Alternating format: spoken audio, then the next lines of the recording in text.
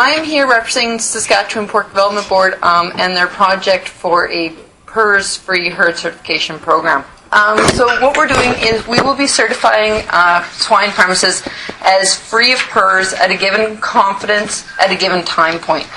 Just to give you an idea of where I would like to go with this presentation, I'm going to give you a little bit of background on why this project came to be and how it came to be and why we chose to go the route of disease-free certification as opposed to, say, in a regional eradication program like you've heard from some of the other groups.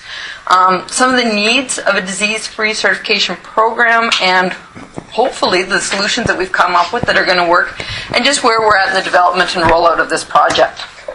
So the situation, for those of you who are not particularly familiar with Western Canada, is we are quite different than many other swine producing regions in that we have relatively high health herds. We have a low hog density and probably more importantly a low barn density. And so in Western Canada we have a number of herds that are PRRS negative, and those that are PRRS negative, providing they maintain reasonable biosecurity, they're reasonably able to remain PRRS negative. So we've got people that are already there. On the other hand, those that are positive, we have what we like to term PRRS light. So in Western Canada, we just have not to date had sort of these devastating stories that we hear coming out of other regions. And so talking about this whole community aspect and community biosecurity, trying to get everyone together on a regional eradication program, we're in a bit of a different situation in that I don't think we're quite there with maybe that spirit of cooperation of all working together, because we've got two very divergent groups. We've got a group who've already sort of solved their problem as far as they're concerned, and a group that really, as of yet, don't quite perceive a problem. So instead, we're sort of working with their motivations and what's in it for them. And for those guys who are already negative, they want to buy negative pigs, and they want to buy negative semen. The people who are selling those negative pigs and semen, they would really like to capitalize on that status, be it with a market premium, market access, getting more clients, that type of thing. So that's why we're sort of going a route of disease certification. So the objective is to have an independent and transparent process. So I'm not been in the industry quite long enough, but back in the days of SPF, there was a time where being SPF meant something. So that having that status really connotates something about your health status, and then over time that sort of got diluted down and changed and whatever. In some ways, we're kind of coming back to that process. By saying you're PRRS negative, it's going to apply a similar definition across many, many different premises and many herd types. So when someone says, I'm certified PRRS free, the person who receives or uses that certification knows exactly where they stand. And again, this is endemic, non-reportable disease. We don't have sort of government leadership and initiative. So the whole purpose is trade, or maybe a better term would be business, right? We want to facilitate the moving of pigs between people and reduce the uncertainty of the movement of that pig. The other thing I guess I see our project doing is in some ways we are maybe behind the times in that we don't maybe have that spirit of cooperation that some of you do, which I may be overestimating. But in some ways I think we're ahead of the times, because each of your groups, as you achieve success in your regional eradication programs, which we really hope you do, you're going to need a definition to define what is success and when have you met it and how do you measure it. And hopefully something like this certification program might help you do that. So we're trying to remove the guesswork. I'm a farm girl. Every morning I get up and I look at the weather network because, we've lost the ability to go outside and know what it's like. And some days it says the probability of precipitation is 0%. It's going to be slightly cloudy and it's not going to precipitate this week. But sometimes the weather network likes to play games with me and they say it's going to be sunny, but 100% probability of precipitation of less than 1 millimeter. Okay. And this is sort of, I think, where disease-free certification is at. Lots of times we don't understand what goofy math people were using to claim their status and stuff, and by building a transparent system we're hoping to eliminate that. So we hope to make it clear which animals are sampled, how often, account for things like lab sensitivity and specificity variation. This project has been running now for about 6 months in sort of a development stage. We're hoping to roll it out to our producers this winter, and it's going to run for the next 2 years, and it is a voluntary program, so producers will choose to participate, and it will not sort of have anything to do whether your neighbors are participating or not. It'll be a one-off thing. The system is, pardon me, okay. It's a point-based qualitative system. And so for every diagnostic test that you do that helps to confirm and support your PRRS-free status, you essentially get a point. And you gain points over time by doing diagnostic tests that support your negative status. The value of that diagnostic test decays over time. So a test that was done yesterday is worth more than a test that was done a month ago. So that's sort of what forces that ongoing sampling and that ongoing demonstration of being PRRS-free. We had a protocol development group that has given me all kinds of input on this, and they identified 4 needs for a disease-free certification program.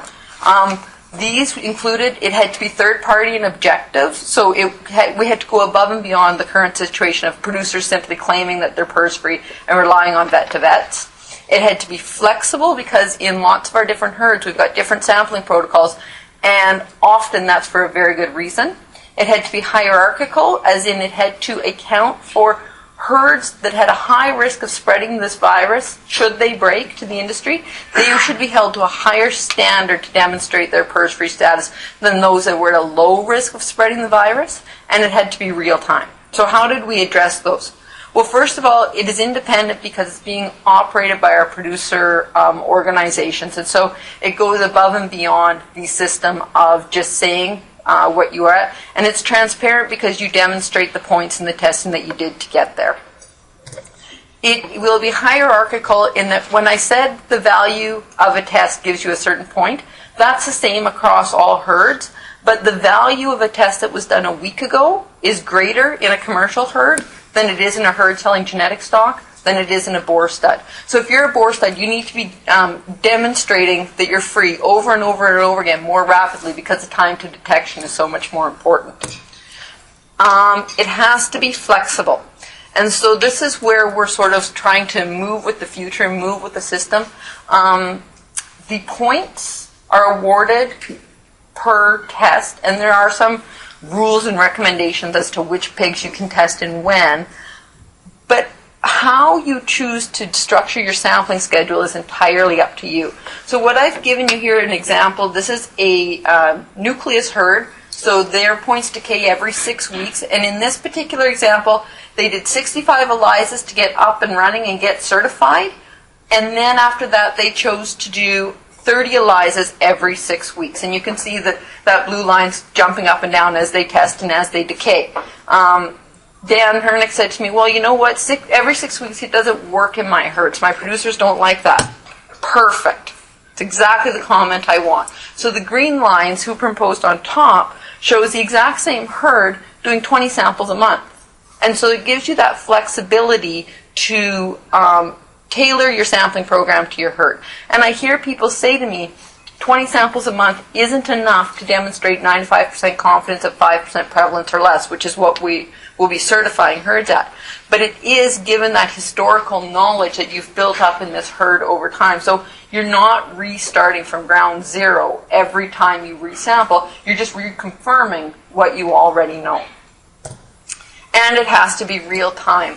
We have a few other certification programs in Canada, namely a welfare audit and a food quality assurance audit. Those types of things can be an annual basis because they're based on fairly static characteristics within the herd. As you all know, your disease status can change overnight. And if you're the person buying those pigs, you don't really want somebody to have been certified a year ago and handing you that certificate saying, it's all good here. So what we're doing is we're doing an online database system. So every time the veterinarian goes out and collects these samples, they'll be entering the interpreted results into an online database. The points will be calculated automatically. If you want to know that my pigs are certified today, you pick up the phone or the email, you contact the producer services and say, they'll look on the database program and say, yes, as of today, she's above the threshold. So you get a sense that this is ongoing and that it's current and up to date. So just to sort of wrap up here, it's a voluntary program. I really want to emphasize that. Premises have to choose to participate, based in Western Canada, and they have to partner with a veterinarian. We are really hoping that we get all types of herds in this pilot because it's really a proof of concept to see if this will work in our herd. So ideally, we'd like commercial producers, boar studs, breeding stocks. mostly it's people who are selling live animals, not for slaughter, who are going to directly benefit. You have to partner with a veterinarian, as I mentioned. You do your diagnostic testing to confirm you're negative. For those herds that have been doing testing forever, their historical results will automatically feed in, and those will be counted. You gain points and lose points over time. And the outcome is a disease freedom certification at, as I mentioned, a 95% confidence of 5% prevalence or less.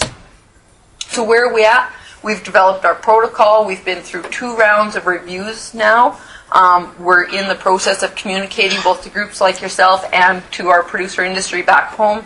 And we are hoping, and we're in the process of database development, and we're really hoping to roll this thing out for actual certification very early next year.